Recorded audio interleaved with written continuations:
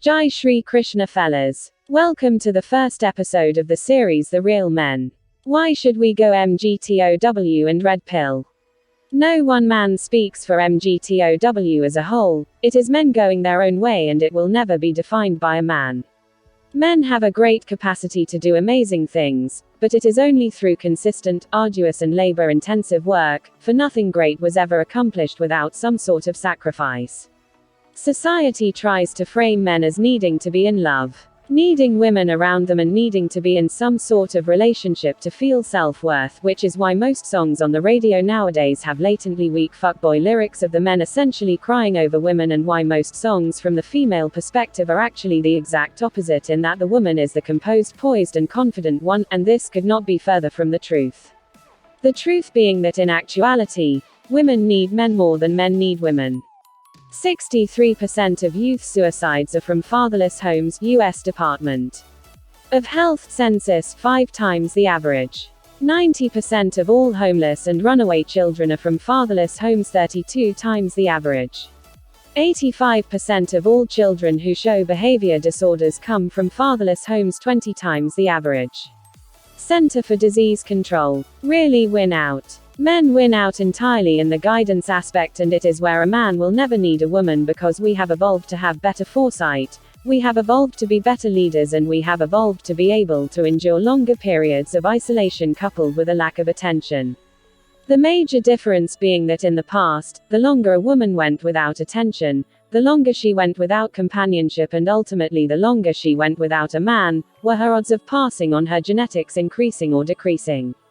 Whereas a man wasn't busy fighting with Mother Nature as far as a ticking biological clock that quickly degraded his value.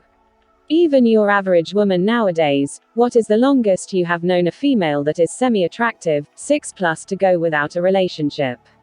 A month, a few months. Most women cannot bear to be alone, and it makes sense when you consider their need for resources in the past, because our brains are very much still programmed that way. According to a new study put out by Rate Supermarket, a website devoted to personal finance, falling in love in Canada costs an average of $45,151.88. A year worth of dates, $7,494.94. Engagement, $10,693.94, and wedding of $26,963. The problem is that a lot of men have been conditioned to be weak, they have been conditioned to be supplicating, and they have been conditioned to give in to women's most ridiculous whims. MGTOW is something that only enhances your free will, meaning that it gives you more options as opposed to eroding them.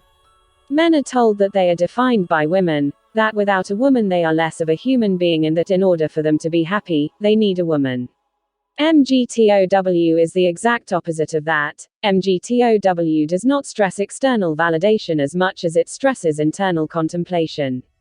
A MGTOW man cannot and will not be happy with anyone else, unless he is first happy with himself. This should be the start point of your journey.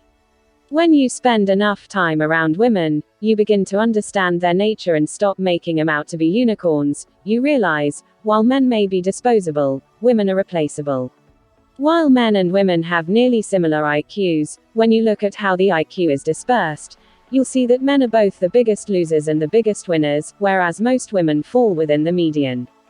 The only true advantage to having a woman in your life is the added sex, but what most women take for that sex is your time, your money, your emotional investment, and depending on how crazy she is, perhaps your sanity too. This isn't to say you need to be celibate to be MGTOW, or that you can't have a relationship or fling, but it is to ask yourself every single time, apart from sex, what does this woman bring to my life? If she is bringing something else, could I learn, do it myself? What is my cost per orgasm as far as money, time goes? Since my self-worth isn't tied to her or women in general, do I really need her? Survey says half of all married women have a backup husband in mind. This is married women, aka not women in relationships, not women in flings, married. You are disposable, she is replaceable. Remember that, do whatever makes you happy and exercise your free will, as long as you aren't harming anyone, feel free to do whatever the fuck it is that you please. Thank you.